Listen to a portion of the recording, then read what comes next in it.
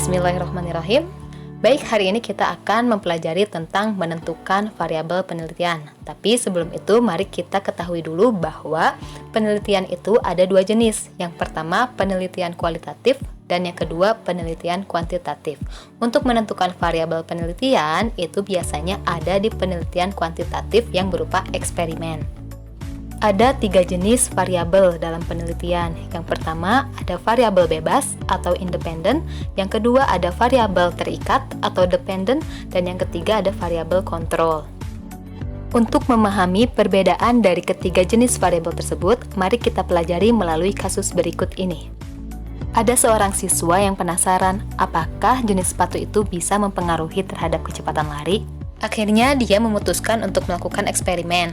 Pada eksperimennya, dia memilih variabel independennya atau variabel bebasnya adalah sepatu boots, sepatu sport, dan sepatu pantofel.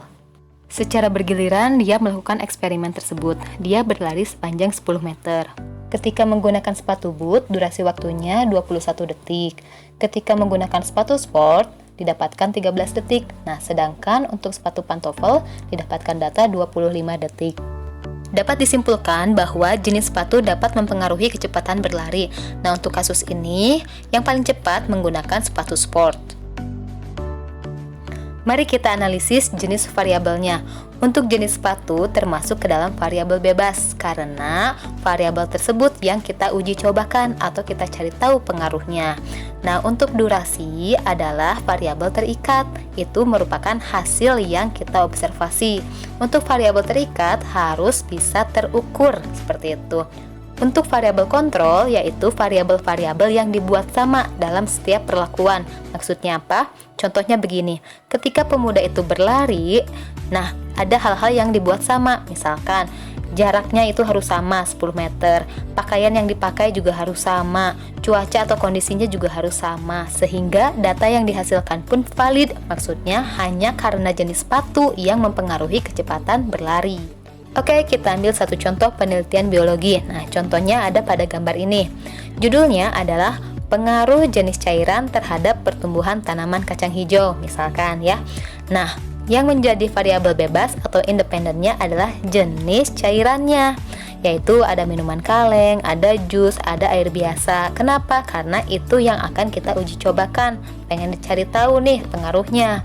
Nah, yang menjadi variabel terikat atau dependennya adalah tinggi dari tanaman tersebut, karena tadi kan ingin mencari tahu pengaruh dari jenis cairan kepada pertumbuhan. Nah, untuk variabel terikat harus terukur, makanya disebutnya bukan pertumbuhan saja, tapi tinggi tanaman.